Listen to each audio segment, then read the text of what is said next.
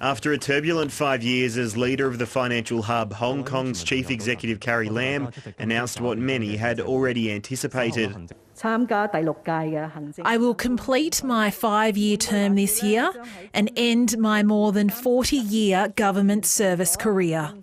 Ascending to the top job 3 years after 2014 pro-democracy umbrella movement protests, Ms Lam promised to rebuild a harmonious society.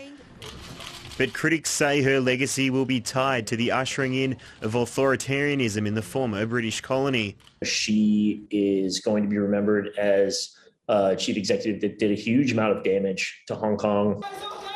Carrie Lam made global headlines in 2019 after promoting a controversial plan to allow the extradition of criminal suspects to mainland China. It sparked months of deadly protests on the streets of Hong Kong, culminating in the storming of the city's Legislative Council.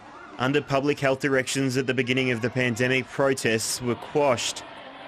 A sweeping national security bill was made law in May 2020, crushing government dissent and paving the way for the arrest of pro-democracy voices. I don't want to say it sounds, feels kind of like hopeless or helpless, but there certainly, I think, is a sense that that the city's not finished with kind of the crackdown, the re-engineering, the kind of changing of some of the fundamental freedoms that were experienced here. Ms Lam's announcement comes weeks out from an election which was delayed following a massive COVID outbreak.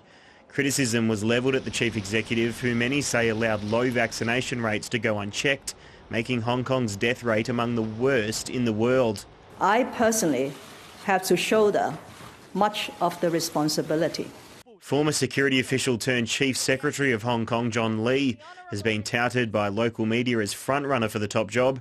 Analysts say Mr Lee will reinforce Beijing's grip on Hong Kong. A guy who is, whose selection would, again, reiterate this focus on security above all else. Carrie Lam's term will end on June 30.